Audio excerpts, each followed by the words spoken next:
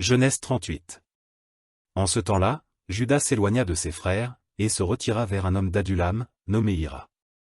Là, Juda vit la fille d'un Cananéen, nommé Shua, il la prit pour femme, et alla vers elle. Elle devint enceinte, et enfanta un fils, qu'elle appela Eher. Elle devint encore enceinte, et enfanta un fils, qu'elle appela Onan. Elle enfanta de nouveau un fils, qu'elle appela Shéla. Juda était Aksib quand elle l'enfanta. Juda prit pour Eher, son premier-né, une femme nommée Tamar. Eher, premier-né de Juda, était méchant aux yeux de l'Éternel, et l'Éternel le fit mourir. Alors Juda dit à Onan, va vers la femme de ton frère, prends-la, comme beau-frère, et suscite une postérité à ton frère.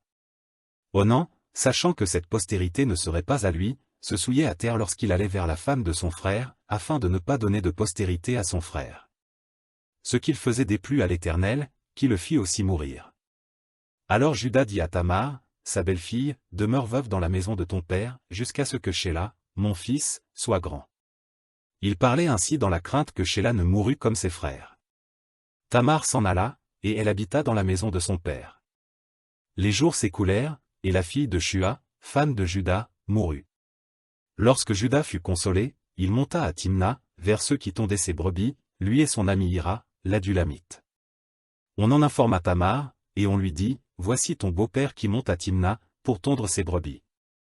Alors elle ôta ses habits de veuve, elle se couvrit d'un voile et s'enveloppa, et elle s'assit à l'entrée d'Énaïm, sur le chemin de Timna, car elle voyait que Shéla était devenu grand, et qu'elle ne lui était point donnée pour femme. Juda la vit, et la prit pour une prostituée, parce qu'elle avait couvert son visage. Il l'aborda sur le chemin, et dit, laisse-moi aller vers toi. Car il ne connut pas que c'était sa belle-fille. Elle dit, que me donneras-tu pour venir vers moi? Il répondit, je t'enverrai un chevreau de mon troupeau. Elle dit, me donneras-tu un gage, jusqu'à ce que tu l'envoies? Il répondit, quel gage te donnerai-je? Elle dit, ton cachet, ton cordon, et le bâton que tu as à la main. Il les lui donna. Puis il alla vers elle, et elle devint enceinte de lui. Elle se leva, et s'en alla, elle ôta son voile, et remit ses habits de veuve. Juda envoya le chevreau par son ami l'Adulamite, pour retirer le gage des mains de la femme. Mais il ne la trouva point. Il interrogea les gens du lieu, en disant, où est cette prostituée qui se tenait à Énaïm, sur le chemin? Ils répondirent, il n'y a point eu ici de prostituée. Il retourna auprès de Juda, et dit, je ne l'ai pas trouvée, et même les gens du lieu ont dit, il n'y a point eu ici de prostituée. Juda dit, qu'elle garde ce qu'elle a. Ne nous exposons pas au mépris. Voici, j'ai envoyé ce chevreau, et tu ne l'as pas trouvé. Environ 3 mois après, on vint dire à Juda, Tamar, ta belle-fille, s'est prostituée, et même la voilà enceinte à la suite de sa prostitution. Et Juda dit, faites-la sortir, et qu'elle soit brûlée. Comme on l'amenait dehors, elle fit dire à son beau-père, c'est de l'homme à qui ces choses appartiennent que je suis enceinte, reconnais, je te prie, à qui sont ce cachet, ces cordons et ce bâton.